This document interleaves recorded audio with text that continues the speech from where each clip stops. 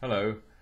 This is a video really for students who are joining us in September, or for those of you who are seriously considering joining us in 2013, you might be interested in this. I hope you've received now the questionnaire we sent out to you about your use of technology and your interest in technology. I want to say that I think it's very important that you engage with this now. Forgive me if this sounds like a bit of a pep talk, but I do think this is important for your learning and for your experience and for what we're trying to do.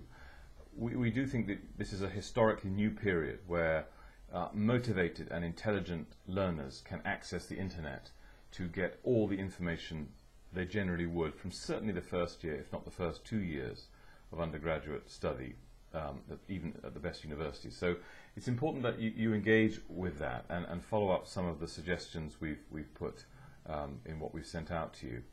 Now, of course, it's very easy to get completely overwhelmed with that straight away. So what I would suggest is to, for example, using the Khan Academy, which we suggested, target some areas which are areas of weakness for you. So if there was a topic you didn't understand in one of your science syllabi, or indeed if there's something completely new, if you've been a humanist generally or done social sciences A-level, take a small section of Khan and work through it so that you master it if that is indeed of interest to you. One of the things we're thinking very deeply about in preparing this course for you is structuring this knowledge. Because everything is really available to you on the net, it's very important for educators like us and highly experienced academics to think about how to structure it to give you the best learning experience, and indeed that becomes more and more important really as all the facts and all the ways of doing things are available to you. We think it's important that experienced thinkers and researchers structure that so that you can get the most out of your university experience. But it does require you to engage with what is there now and to start to engage with it so that when you come here you are proactive and become an independent learner. No doubt you've heard a lot about that from teachers at school. This is the big difference between school and university. We teach much less to the test.